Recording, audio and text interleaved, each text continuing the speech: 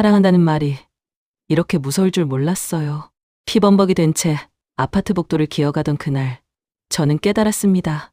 제가 사랑이라 믿었던 것이 실은 지옥이었다는 것을요. 2023년 3월 5일. 대학교 2학년이 된 지 한 달쯤 지났을 때였다. 과 선배들과 신입생 환영회를 하던 날, 나는 그를 처음 만났다. 민준이었다. 3학년 선배였던 그는 모임에서도 유독 눈에 띄었다. 키가 크고 잘생긴 외모에 말투도 부드러웠다. 특히 여자 후배들에게 항상 배려하는 모습이 인상적이었다. 수진아, 집은 멀어? 위험하니까 택시 타고 가. 술자리가 끝나고 헤어질 때 민준 선배가 내게 10,000원짜리 지폐를 건넸다. 나는 손사래를 치며 거절했지만 그는 웃으며 내 손에 돈을 쥐어주었다.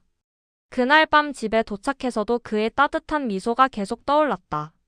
그 후로 과모임이 있을 때마다 민준 선배는 나를 신경 써주었다. 수업 자료를 따로 정리해서 보내주기도 하고 시험 기간에는 공부 잘하는 방법을 알려주기도 했다. 친구들은 선배가 나를 좋아하는 것 같다고 놀려댔다. 2023년 4월 12일.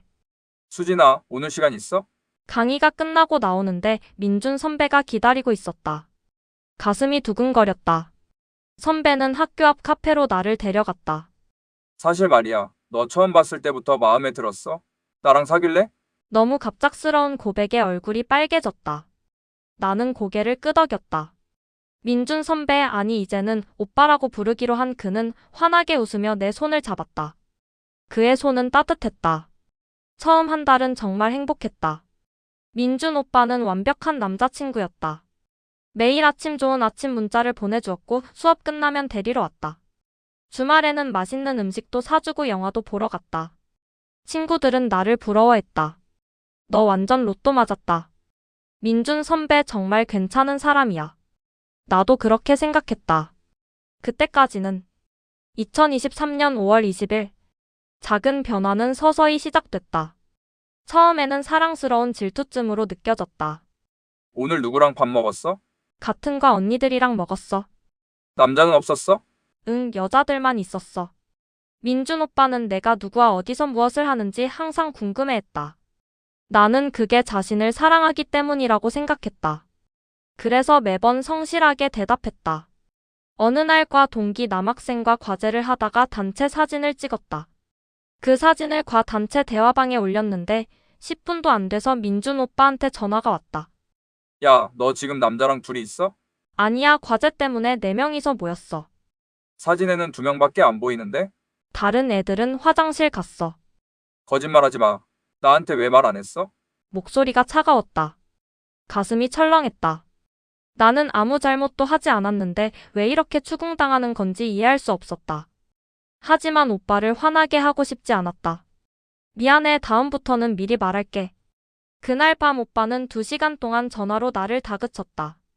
내가 자신을 속이려 한다고, 믿을 수 없다고, 남자들이랑 어울리는 게 불편하다고 했다. 결국 나는 울면서 계속 사과했다. 2023년 6월 8일. 민준 오빠는 내 핸드폰 비밀번호를 알려달라고 했다. 커플이면 비밀이 없어야지. 나는 너한테 다 보여줄 수 있어. 나는 망설였지만 거절할 수 없었다. 거절하면 또 화를 낼 것 같았다. 비밀번호를 알려주자 오빠는 만족스러운 표정을 지었다. 그 후로 오빠는 수시로 내 핸드폰을 확인했다. 누구와 메시지를 주고받는지, 통화 기록은 어떤지, 심지어 인스타그램에 누가 댓글을 달았는지까지 확인했다. 과 남자 동기가 수업 관련 질문을 하면 오빠는 화를 냈다. 왜 이 새끼가 자꾸 너한테 연락해? 다른 애들한테도 물어보면 되잖아. 그냥 친한 동기야. 아무 의미 없어. 너는 모르겠지만 남자들은 다 꿍꿍이가 있어. 내가 남자라서 아는데 쟤 너 좋아하는 거 맞아? 결국 오빠의 강요로 나는 그 동기를 차단했다. 처음에는 1명이었지만 점점 늘어났다. 과 남자 동기들, 동아리 선배들, 심지어 고등학교 때 친했던 남자친구까지 모두 차단해야 했다. 너는 나만 있으면 되잖아. 왜 다른 남자들이 필요해? 2023년 7월 3일. 방학이 시작됐다. 민준 오빠는 방학 동안 매일 보자고 했다. 나는 아르바이트를 하고 싶었지만 오빠가 반대했다. 카페 알바? 거기 남자 손님들 많잖아. 그리고 같이 일하는 남자 알바생들이랑 친해지면 어떡해? 돈 벌어야 하는데. 내가 용돈 줄게. 알바하지 마. 결국 알바를 포기했다. 대신 오빠를 거의 매일 만났다. 친구들을 만나고 싶다고 하면 오빠는 인상을 찌푸렸다. 나보다 친구가 더 좋아? 나는 너만 생각하는데. 점점 친구들과도 멀어졌다. 전화가 와도 오빠 눈치를 보느라 제대로 받지 못했다. 친구들은 왜 이렇게 연락이 안 되냐며 섭섭해했다. 미안했지만 어쩔 수 없었다. 오빠를 화나게 하는 게 더 무서웠다. 어느 날 고등학교 친구 지연이가 오랜만에 만나자고 했다. 나는 오빠에게 허락을 구했다. 여자친구 만나는 건 괜찮지? 몇 시까지 만날 건데? 저녁 먹고 8시쯤 헤어질 것 같아. 7시까지 들어와. 그리고 사진 찍어서 보내. 친구를 만나 밥을 먹는데도 편하지 않았다. 수시로 오빠한테서 문자가 왔다. 지금 뭐해? 누구랑 있어? 사진 보내봐. 지연이는 이상하다는 표정으로 나를 봤다. 수진아, 너 괜찮아? 남친이 너무 심한 거 아니야? 아니야, 나를 아껴서 그래. 하지만 내 목소리는 떨렸다. 지연이는 더 이상 묻지 않았지만 걱정스러운 눈빛이었다. 2023년 8월 15일. 그날은 광복절이었다. 가족들과 외식하기로 했는데 민준 오빠도 같이 가자고 했다. 어머니께 말씀드렸더니 난색을 표하셨다. 아직은 너무 이른 것 같은데. 그냥 우리끼리 먹자. 오빠에게 그 말을 전했더니 목소리가 싸늘해졌다. 내가 그렇게 못 믿어? 부모님한테 인사도 못 드려? 아니야, 그게 아니라 어머니가 아직은 이르다고. 내 엄마가 나를 싫어하나 보네. 너도 나를 소개하기 싫은 거지? 진짜 아니야. 나중에 꼭 소개시켜줄게. 나중에는 언제야? 너 나랑 헤어질 생각하는 거 아니야? 2시간 동안 계속된 통화 끝에 나는 결국 가족 외식을 포기했다. 어머니는 실망하신 표정이었다. 오빠와 단둘이 만나 밥을 먹었지만 전혀 즐겁지 않았다. 그날 밤 어머니한테서 문자가 왔다. 수진아, 그 남자친구 괜찮은 거 맞니? 너 요즘 많이 변한 것 같아. 엄마는 걱정돼. 눈물이 났다. 나도 모르겠었다. 이게 정상적인 연애인지 아니면 내가 예민한 건지. 하지만 오빠를 사랑했다. 아니, 사랑한다고 생각했다. 2023년 9월 23일. 2학기가 시작됐다. 민준 오빠는 4학년이 됐고 취업 준비로 바빴다. 그런데 오히려 나에 대한 통제는 더 심해졌다. 수업 시간표를 모두 알려달라고 했고 수업이 끝나면 바로 연락하라고 했다. 10분만 늦게 연락해도 전화가 빗발쳤다. 왜 연락 안 해? 누구랑 있었어? 수업 끝나고 교수님이 부르셔서. 거짓말. 교수님 연구실 전화번호 알려줘. 내가 확인할게. 정말로 교수님께 전화를 걸었다. 너무 창피했다. 교수님은 당황하시며 내가 정말 연구실에 있었다고 확인해 주셨다. 그제야 오빠는 만족했다. 과 친구들도 이상하게 생각하기 시작했다. 점심 약속을 잡아도 오빠 허락을 받아야 했고 과모임에도 오빠가 동행하겠다고 했다. 친구들은 점점 나를 모임에 부르지 않았다. 이해했다. 나도 그랬을 것이다. 2023년 10월 31일. 할로윈 데이였다. 친구들은 홍대에서 파티를 한다고 했다. 나도 가고 싶었지만 오빠에게 말하지 못했다. 대신 집에서 오빠와 영화를 봤다. 영화를 보다가 화장실에 갔는데 그 사이 오빠가 내 핸드폰을 보고 있었다. 친구들 단체 대화방에 올라온 파티 사진을 보고 있었던 것이다. 야, 이게 뭐야? 너도 가고 싶었던 거야? 아니야, 친구들이 그냥 올린 거야. 거짓말하지 마. 여기 너 초대받은 거 다 보여. 왜 나한테 말 안 했어? 말해봤자 안 된다고 할 거잖아. 그 순간 오빠의 얼굴이 일그러졌다. 처음으로 오빠가 무서웠다. 뭐? 지금 나한테 반항하는 거야? 아니야, 그게 아니라. 너 요즘 이상해. 뒤에서 나 욕하고 다니지? 그런 적 없어. 진짜야. 하지만 오빠는 믿지 않았다. 그날 밤 오빠는 새벽 4시까지 나를 신문했다. 나는 계속 울면서 아니라고 했다. 결국 지쳐서 소파에서 잠들었다. 아침에 눈을 떴을 때 오빠는 사라지고 없었다. 핸드폰에는 100여 통의 부재중 전화와 수십 개의 문자가 있었다. 전부 오빠였다. 미안해. 내가 너무했어. 나 없이는 못 살아. 제발 헤어지자고 하지 마. 너만 있으면 돼. 사랑해. 가슴이 복잡했다. 한편으로는 오빠가 나를 이렇게까지 원한다는 게 감동적이기도 했다. 하지만 다른 한편으로는 숨이 막혔다. 2023년 11월 25일. 민준 오빠의 집에 놀러 갔다. 원룸이었지만 깔끔하게 정리되어 있었다. 영화를 보다가 오빠가 갑자기 나를 껴안았다. 수진아, 우리 사랑하는 거 맞지? 응, 물론이지. 그럼 증명해 줄 수 있어? 순간 불안했다. 오빠의 손이 내 어깨를 만졌다. 나는 살짝 몸을 뺐다. 오빠, 나 아직 준비가 안 됐어. 오빠의 표정이 굳었다. 뭐가 준비가 안 됐어? 우리 사귄 지 벌써 7개월이야.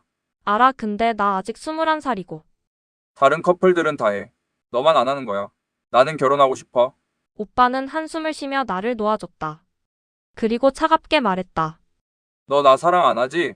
사랑하면 이런 것도 못 해? 그게 아니야. 그럼 뭐야? 나는 너한테 모든 걸 다 보여줬는데 너는 나한테 아무것도 안 주잖아. 그날 오빠는 나를 집에 데려다 주지 않았다. 혼자 택시를 타고 집에 갔다. 며칠 동안 오빠한테서 연락이 없었다. 불안했다. 내가 잘못한 걸까? 너무 보수적인 걸까? 계속 고민했다. 일주일 후 오빠한테서 연락이 왔다.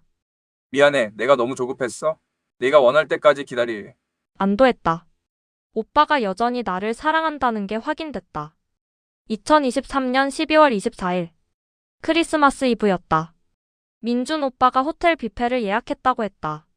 처음 가보는 고급 호텔이었다. 음식도 맛있었고 분위기도 좋았다. 식사 후 오빠가 작은 상자를 꺼냈다. 목걸이였다. 예쁜 은목걸이에 작은 하트가 달려 있었다. 이거 GPS 목걸이야. 내가 항상 네가 어디 있는지 알 수 있어. 처음에는 농담인 줄 알았다. 하지만 오빠는 진지했다. 요즘 여자들 사건 사고 많잖아. 만약 위험한 일이 생기면 내가 바로 찾아갈 수 있게. 말은 그럴싸했지만 뭔가 찝찝했다. 하지만 거절할 수 없었다. 오빠는 직접 목걸이를 내 목에 걸어줬다. 이거 절대 빼면 안 돼. 약속해. 응, 알았어. 그날 밤부터 오빠는 내가 어디에 있는지 실시간으로 알 수 있었다. 편의점만 가도 전화가 왔다. 편의점 왜 가? 뭐 사려고? 라면 사려고. 이 시간에 라면을 왜 먹어? 살찌잖아. 모든 이동이 감시당하는 기분이었다. 하지만 이미 늦었다. 목걸이를 빼면 오빠가 알 것이고 또 싸울 게 뻔했다. 2024년 1월 17일. 겨울방학 중이었다. 어머니가 친척 결혼식에 같이 가자고 하셨다. 부산이었다. 이틀 일정이었다. 오빠에게 말했더니 화를 냈다. 이틀이나? 나는 어떡하고? 가족 행사야. 어쩔 수 없어. 나도 가족이야. 나는 가족 아니야? 오빠는 남자친구잖아. 남자친구는 가족보다 못해? 결국 또 싸웠다. 하지만 이번에는 어머니가 단호하셨다. 무조건 가야 한다고 하셨다. 오빠는 마지못해 허락했지만 조건을 달았다. 1시간마다 연락해. 그리고 누구랑 있는지 사진 찍어서 보내. 결혼식장에서도 친척들과 밥 먹을 때도 심지어 화장실 갈 때도 오빠한테 보고해야 했다. 어머니는 내 모습을 보시고 한숨을 쉬셨다. 수진아, 그 남자 때문에 너 너무 힘들어 보인다. 차라리 헤어지는 게 낫지 않겠니? 아니야, 엄마 오빠가 나를 사랑해서 그래. 그게 사랑이니? 그건 집착이야. 어머니의 말이 가슴에 박혔다. 하지만 인정하고 싶지 않았다. 인정하면 지난 10개월이 전부 낭비가 되는 것 같았다. 2024년 2월 14일. 발렌타인데이였다. 정성껏 초콜릿을 만들어서 오빠에게 갔다. 오빠는 좋아하는 것 같았다. 우리 수진이가 이렇게 정성스럽게 만들었구나. 고마워. 오빠도 선물을 줬다. 반지였다. 예쁜 은반지였는데 사이즈가 딱 맞았다. 이거 커플링이야. 나도 끼고 있어. 오빠의 손을 보니 정말 똑같은 반지를 끼고 있었다. 감동했다. 우리 평생 함께하자. 약속해. 응, 약속할게. 그때는 정말 그렇게 믿었다. 오빠와 평생 함께할 수 있을 거라고. 하지만 그날 밤 오빠는 또다시 선을 넘으려 했다. 우리 이제 반지도 했으니까 부부나 마찬가지잖아. 오빠 아직 안 된다니까. 왜? 뭐가 문제야? 나는 결혼하고 싶다고 했잖아. 오빠의 얼굴이 일그러졌다. 이번에는 팔을 거칠게 잡았다. 아팠다. 너 아파. 너 진짜 나 사랑해? 사랑한다면서 왜 이것도 못해줘? 사랑하는 거랑 이건 다르잖아. 뭐가 달라? 너 혹시 나 말고 다른 남자 있는 거 아니야? 무슨 소리야. 그럴 리 없잖아. 그럼 왜 안 돼? 이유를 말해봐. 결국 힘으로 나를 제압하려 했다. 나는 온 힘을 다해 밀쳤다. 오빠는 비틀거리며 뒤로 넘어졌다. 나는 그 틈에 신발도 제대로 신지 못하고 밖으로 뛰쳐나왔다. 계단을 내려가는데 오빠가 쫓아왔다. 야, 이수진, 너 지금 어디가? 나는 대답하지 않고 계속 뛰었다. 숨이 차고 다리가 후들거렸지만 멈출 수 없었다. 결국 택시를 잡아 타고 집으로 갔다. 집에 도착해서 문을 잠그고 방에 들어갔다. 핸드폰을 보니 오빠한테서 100통이 넘는 전화와 수십 개의 문자가 와 있었다. 미안해, 내가 너무했어. 제발 문 열어. 밖에서 기다리고 있어. 너 없으면 나 죽어. 제발. 창문으로 내다보니 정말 오빠가 집 앞에 서 있었다. 새벽 2시였다. 2024년 3월 3일. 그날 이후로 사흘 동안 오빠를 만나지 않았다. 문자와 전화는 계속 왔지만 받지 않았다. 친구 지연이에게 조심스럽게 상황을 이야기했다. 수진아, 그거 데이트 폭력이야. 빨리 헤어져야 해. 근데 오빠가 나 없으면 죽는다고 해. 그거 협박이야. 절대 그 말에 넘어가면 안 돼. 머리로는 알겠는데 마음이 따라주지 않았다. 오빠가 정말 극단적인 선택을 하면 어떡하지? 그게 너무 무서웠다. 결국 오빠를 만났다. 오빠는 완전히 다른 사람처럼 다정했다. 미안해, 내가 미쳤었어. 다시는 그러지 않을게. 약속해. 눈물을 흘리며 사과하는 오빠를 보니 마음이 약해졌다. 나는 다시 한번 기회를 주기로 했다. 2024년 3월 28일. 한 달 정도는 평화로웠다. 오빠는 정말 달라진 것 같았다. 통제도 덜하고 의심도 덜했다. 나는 안심했다. 하지만 그것도 잠시였다.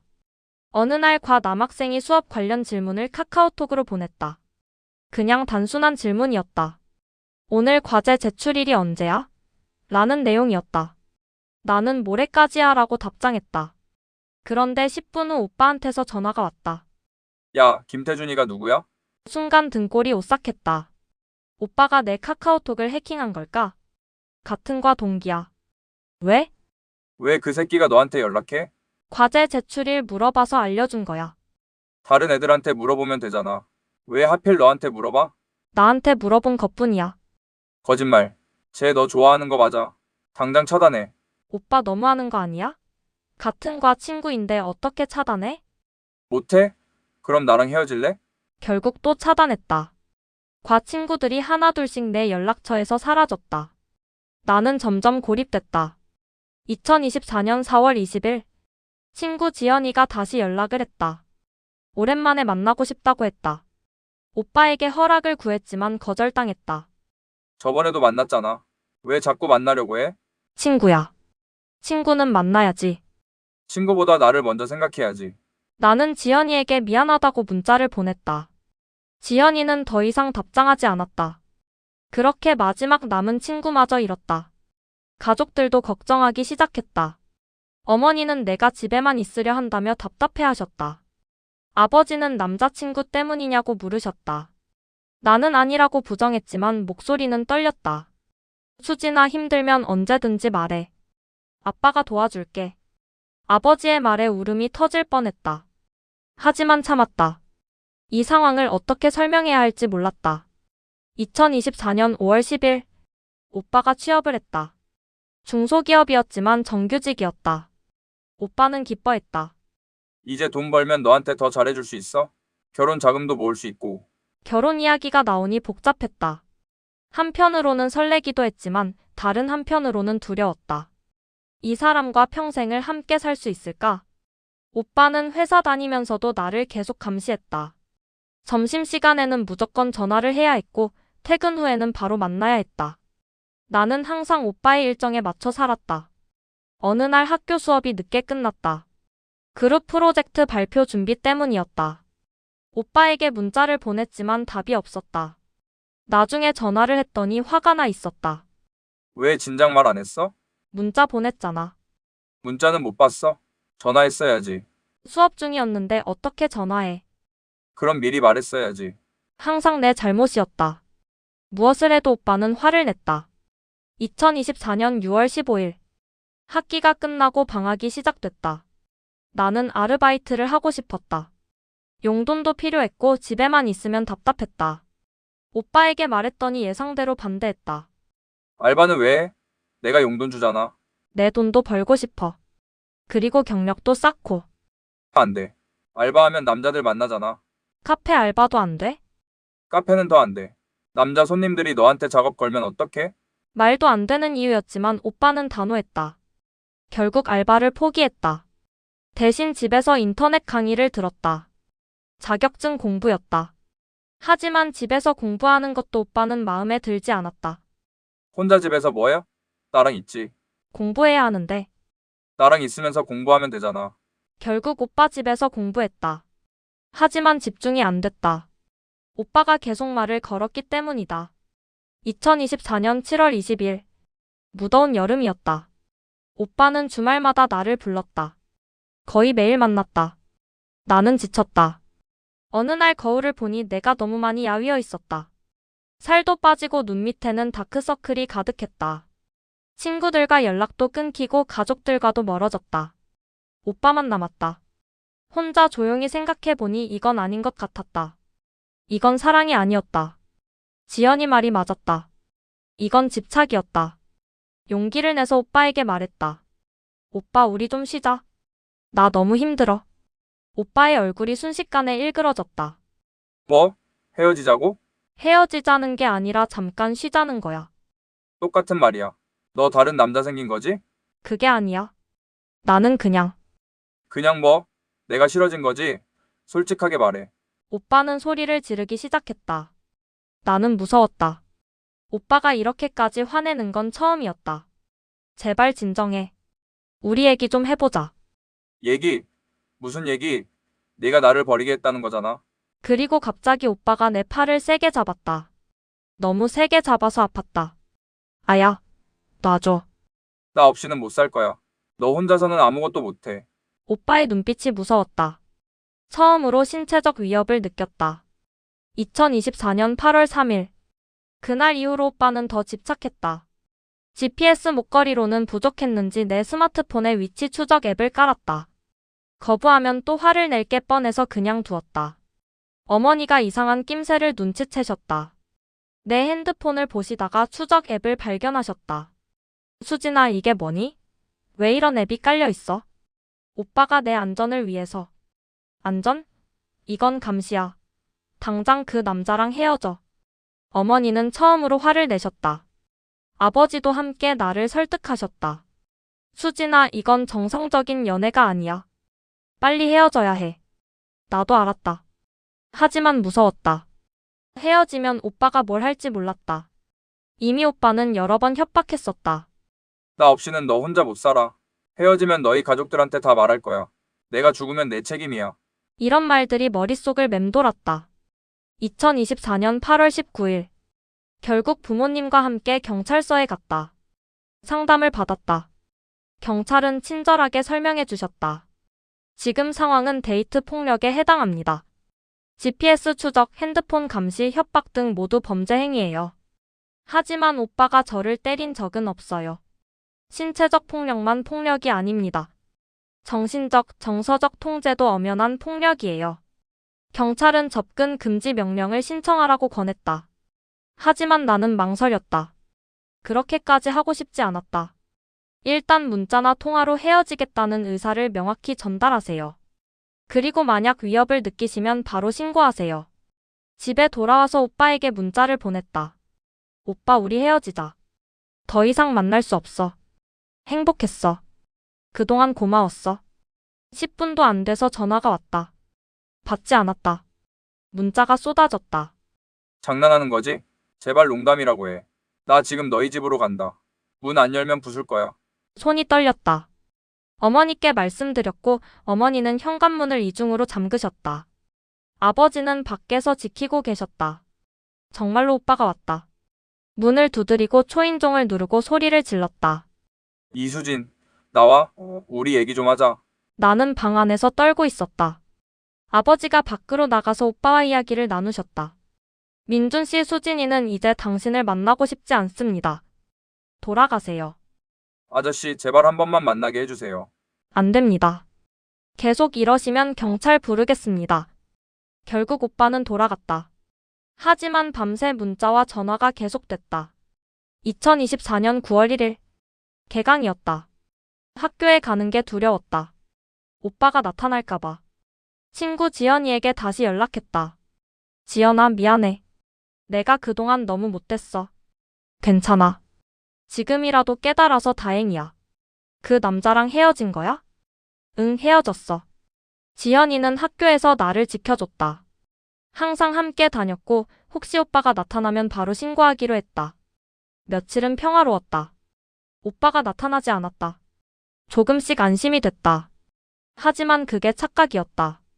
일주일 후 수업이 끝나고 나오는데 오빠가 서 있었다. 심장이 멎는 줄 알았다. 수진아, 우리 얘기 좀 하자. 싫어. 가줘. 제발 5분만. 경찰 불러. 지연이가 핸드폰을 꺼내자 오빠는 물러났다. 하지만 멀리서 나를 지켜보고 있었다. 2024년 9월 15일. 오빠의 스토킹은 계속됐다. 학교 앞에서 기다리고 집 앞에도 나타났다. 문자와 전화는 하루에 100통이 넘었다. 번호를 차단하면 다른 번호로 연락했다. 너 없으면 못 살아. 제발 한 번만 만나줘. 내가 뭘 잘못했는지 말해줘. 너를 위해서라면 뭐든지 고칠게. 하지만 나는 흔들리지 않았다. 이미 충분히 힘들었다. 더 이상 돌아갈 수 없었다. 결국 경찰서에 다시 갔다. 정식으로 스토킹 신고를 했다. 경찰이 오빠를 불러서 경고했다. 오빠는 경찰 앞에서는 순한 양처럼 행동했다. 죄송합니다. 제가 실수했습니다. 다시는 연락 안 하겠습니다. 경찰은 더 이상 접근하지 말라고 경고했다. 오빠는 고개를 숙였다. 며칠간은 정말 조용했다. 연락도 없고 나타나지도 않았다. 이제 끝난 줄 알았다. 2024년 10월 7일 밤 11시쯤이었다. 편의점에 라면을 사러 갔다가 돌아오는 길이었다. 골목이 어두웠지만 집까지는 2분 거리였다. 갑자기 뒤에서 누군가 나를 잡았다. 비명을 지를 틈도 없었다. 입을 막히고 골목 안쪽으로 끌려갔다. 민준 오빠였다. 왜 나를 피해? 왜 경찰한테 신고했어? 놔줘. 나. 너 때문에 나 경찰서까지 갔잖아. 창피하게. 오빠의 눈빛이 미쳤다. 술 냄새가 났다. 오빠는 술을 마셨을 때 특히 위험했다. 내가 얼마나 너를 사랑하는데 왜 모르는 거야? 이게 사랑이야? 이건 집착이야. 그 순간 뺨을 맞았다. 처음이었다. 오빠가 나를 때린 건 처음이었다. 감히 나한테 집착이라고? 또 맞았다. 귀가 멍멍했다. 쓰러졌다. 오빠는 나를 발로 찼다. 내 다리 등. 아팠다. 너무 아팠다. 너 없으면 죽겠다고 했잖아. 그런데 왜 나를 버려? 정신이 흐려졌다. 이대로 죽는 건가 생각했다. 그때 누군가 소리를 질렀다. 야, 뭐 하는 거야? 골목 입구에서 누군가 달려왔다. 지나가던 남자였다. 오빠는 놀라서 도망쳤다. 남자는 나를 일으켜 세우고 바로 경찰에 신고했다. 구급차도 불렀다. 나는 병원으로 실려갔다. 2024년 10월 8일. 병원에서 깼다. 어머니와 아버지가 옆에 계셨다. 어머니는 울고 계셨다. 수진아, 괜찮니? 온몸이 아팠다. 갈비뼈가 금이 갔고 얼굴에는 멍이 들었고 팔에는 찰과상이 있었다. 경찰이 왔다. 진술을 받았다. 나는 있었던 일을 모두 이야기했다. 1년 넘게 당했던 통제, 감시, 협박, 그리고 폭행까지. 민준 씨는 체포됐습니다. 걱정하지 마세요. 다행이었다. 이제 안전하다는 생각에 눈물이 났다. 며칠 후 검사님이 찾아왔다. 민준 오빠를 상대로 소송을 진행한다고 했다. 스토킹 처벌법, 폭행죄, 협박죄 등 여러 혐의였다. 피해자분의 진술이 매우 중요합니다. 용기 내주셔서 감사합니다. 2024년 11월 20일 재판이 있었다. 법정에서 오빠를 다시 봤다. 수갑을 찬 채 고개를 숙이고 있었다. 미안해 보였다. 하지만 나는 더 이상 속지 않았다. 재판부는 오빠에게 징역 2년을 선고했다. 그리고 출소 후에는 5년간 나에게 접근하지 못하도록 했다. 오빠는 끝까지 항변했다. 사랑했습니다. 진심으로 사랑했어요. 하지만 판사님은 단호했다. 사랑은 상대를 존중하는 것입니다. 피고인이 한 행동은 사랑이 아니라 범죄입니다. 재판이 끝나고 나왔을 때 비로소 숨을 쉴 수 있었다. 1년 반 만에 처음으로 자유를 느꼈다. 2024년 12월 7일. 지금은 조금씩 회복하고 있다. 심리 상담을 받고 있고 친구들과도 다시 연락하고 있다. 학교 생활도 정상으로 돌아왔다. 가끔 악몽을 꾼다. 오빠가 다시 나타나는 꿈. 하지만 이제는 안다. 그건 그냥 꿈일 뿐이라는 것을. 오빠는 감옥에 있고 나는 안전하다. 이 일을 겪으면서 많은 것을 배웠다. 사랑은 통제가 아니라는 것. 사랑은 존중이라는 것. 그리고 도움을 요청하는 것이 부끄러운 게 아니라는 것. 혹시 이 글을 읽는 누군가가 나와 비슷한 상황이라면 말하고 싶다. 그건 당신 잘못이 아니다. 도움을 요청해도 된다. 혼자가 아니다. 나는 살아남았다. 그리고 다시 살아가고 있다.